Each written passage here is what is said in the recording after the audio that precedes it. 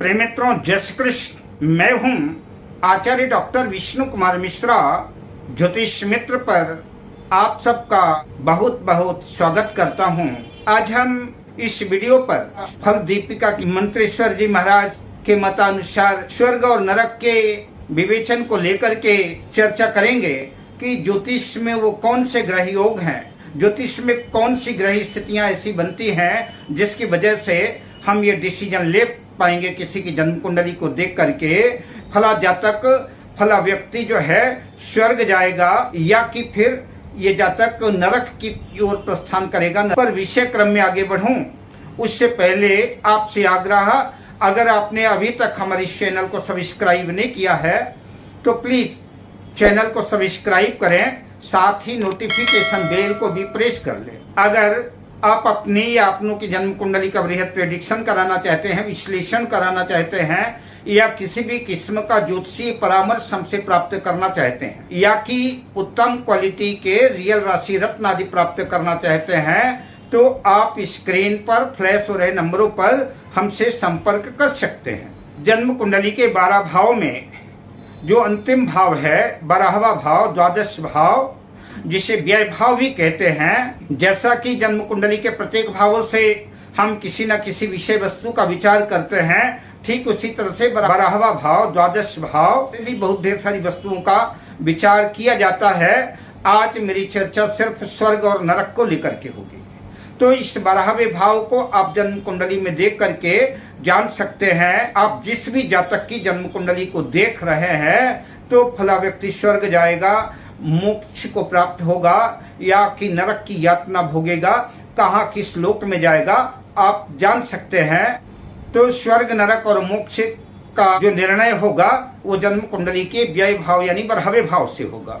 जन्म कुंडली में द्वादश भाव का स्वामी, व्यय भाव का स्वामी अगर अपनी नीच राशि में स्थित है या कि द्वादश भाव पर नीच राशि का ग्रह स्थित है या कि द्वादश भाव पर नीच राशि के ग्रह की दृष्टि है, आप ये इस बात को समझ सकते हैं कि ऐसा जातक निश्चित रूप से जो है नरक की यातना भोगेगा, नरक जाने की संभावना बनेगी। ऐसे जातक जिन मित्रों को ज्योतिष का ज्ञान नहीं है और वो ये नहीं जानते कि कौन सा ग्रह किस राशि में उच्च का होता है, कौन किस राशि में नीच का होता है, तो मैं आपको बताते चलूं कि मेष राशि में 10 अंश तक सूर्य जो है उच्च राशि में होता है और तुला राशि में सूर्य 10 अंश तक नीच राशि में होता है। इसी तरह से चंद्रमा जो है वृषभ राशि में 3 अंश तक उच्च का होता है और वृश्चिक राशि में 3 अंश तक का नीच का होता है। मंगल जन्म कुंडली में मकर राशि में 28 अंश तक उच्च का होता है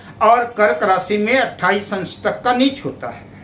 बुध कन्या राशि में 15 अंश तक का उच्च का होता है और मीन राशि में 15 अंश तक का नीच का होता है। देवगुरु बृहस्पति कर्क राशि में 5 अंश तक जो है तो उच्च के होते हैं और मकर राशि में 5 अंश तक के नीच के होते हैं। शुक्र जो है मीन राशि में 27 अंश तक के उच्च के होते हैं और कन्या राशि में 27 अंश तक के नीच के होते हैं। शनि तुला राशि में 20 अंश तक के उच्च के होते हैं और मेष राशि में 20 अंश तक के नीच के होते हैं। राहु केतु छाया ग्रह हैं। कुछ विद्वान जो है मिथुन राशि में राहु को उच्च का मानते हैं और धनु राशि में नीच का मानते हैं। केतु को जो धनु राशि में उच्च का मानते हैं और मिथुन राशि में नीच का मानते हैं। पाराशर के मतानुसार राहु वृषभ राशि में 20 अंश तक का उच्च का होता है और वृश्चिक राशि में नीच का होता है। केतु 20 अंश तक वृश्चिक राशि में उच्च का होता है और वृषभ राशि में 20 अंश तक का नीच का माना जाता है। अतः द्वादश भाव में अगर कोई नीच का ग्रह स्थित है या कि द्वादश भाव का स्वामी अपनी नीच राशि में स्थित है कि द्वादश भाव पर नीच ग्रह की दृष्टि है, ऐसे जातक के नरक में जाने की संभावना बनेगी। अथवा कि द्वादश भाव पर क्रूर ग्रह, पाप ग्रह स्थित हो, सूर्य स्थित हो, शनि स्थित हो, राहु केतु स्थित हो, तब भी जो है नरक में जाने की संभावना बनेगी। द्वादश भाव में कर्क राशि में, धनु राशि में, मीन राशि में अगर देवगुरु बृहस्पति स्थित हैं तो ऐसा जातक निसंदेह ज्ञान संपन्न होगा,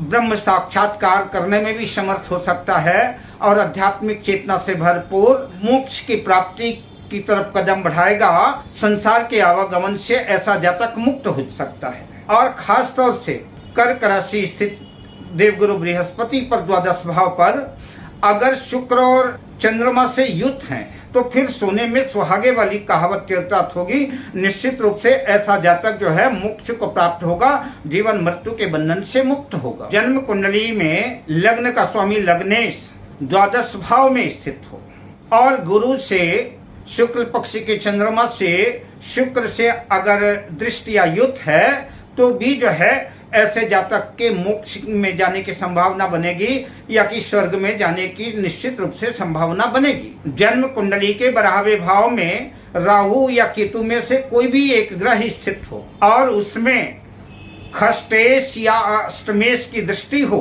या कि खष्टेश और अष्टमेश दोनों की दृष्टि हो तो निश्चित रूप से ऐसा जातक नरक में जाएगा और ऐसे जातक के नरक में जाने की संभावना बनेगी।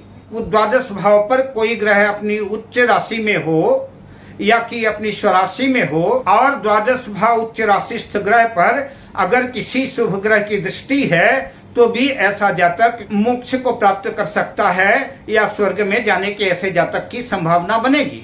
आचार्य मंत्रेश्वर के मतानुसार फल दीपिका में वर्णित मैंने कुछ सूत्र आपके सामने रखे।